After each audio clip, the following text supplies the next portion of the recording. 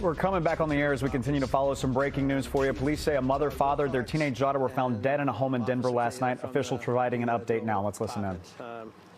It'd be very brief, the comments I have today, but the Dover police received a 911 call at approximately 7:24 in the evening. The call came from a family member who was doing a well-being check at the residence of 8 Wilson's Way to check on family members.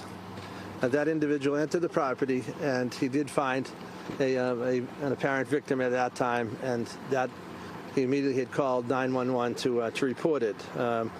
The Dover police immediately responded. 3 individuals who are all residents of the home were found to be deceased. They are Teena Kamal, K-A-M-A-L, Arianna Kamal, Teena, T-E-N-A, is 54, Arianna Kamal is 18, and Rakesh Kamal, 57, all residents and family members. I would say this is an event to remember that domestic violence crisis crosses all economic and social situations.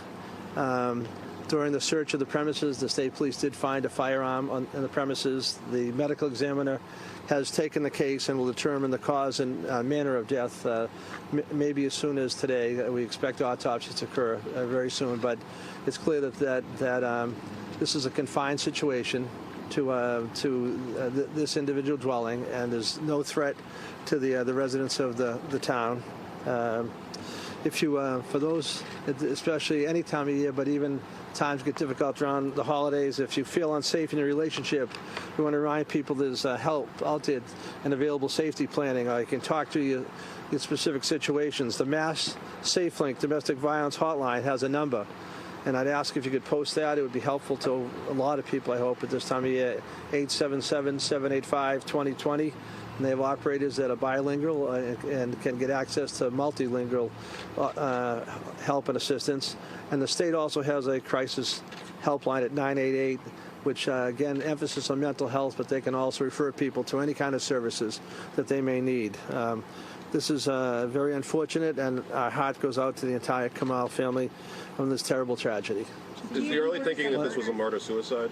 I'm not going to comment what it is. I'll tell you that there's a gun on the premises. All 3 people, obviously, it was apparent to those who went in that there was that they were deceased. I just leave it at that. And the 2 older individuals, were they married, and the younger individual was their child? That's my understanding. Where were they found any surviving members of the family? Well, there are relatives both here and abroad, but I think that's the entire family membership. In that family?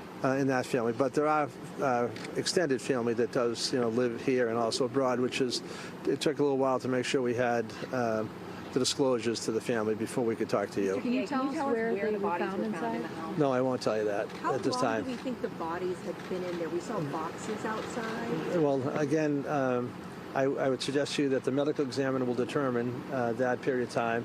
I can't tell you specifically that it happened last night, and so we're waiting for further information on that. Can you say who the handgun is registered to?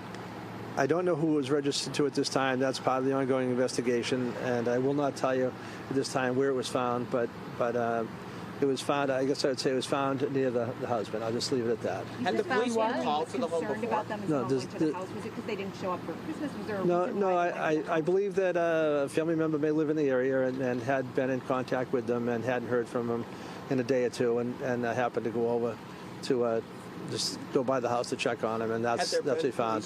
There's been no police reports. There's been no problems, no domestic issues, no nothing at that house or in the entire neighborhood that I'm aware of. So there are no suspects being sought? And any of the reasons for what may have happened is part of the ongoing investigation. So what gives you confidence there's no outside party involved? Well, there was no sign of any kind of a break-in, and the fact that how it played out to investigators, and we're waiting for the medical examiner to make that final determination. But I think I'm led to believe that it's safe for me to tell you that this is probably a domestic incident. So I will leave it at that. Did neighbors hear gunfire or report any gunfire in the area?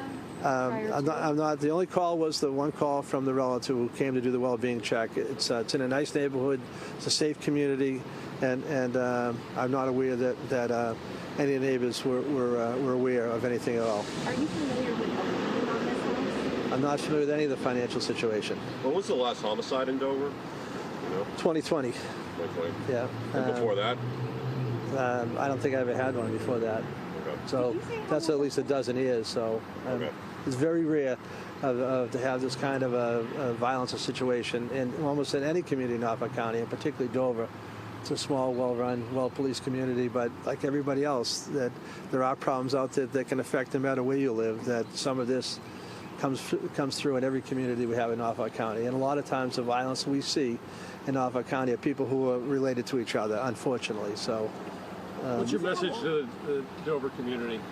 Dover community is to say a prayer, and you know, their hearts should go out for the entire Kamal family, and that they should feel safe. You know, they have a good police department, and this is just an isolated incident. Very unfortunate for those involved in the extended Kamal family. Do you tend to see things like this around Christmas, around New Year's, the holiday season?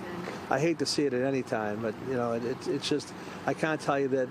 I think some of the tensions that people feel in relationships often come out around the holidays, which is why we try to get the message out, and I'm asking you to do that as well. But we see it all times of the year. I mean, it's unfortunate. I mean, it's the nature of the county. Every county in the Commonwealth has different things that occur. As you know, that our priorities tend to be, if there is a murder, it's usually someone who knows somebody.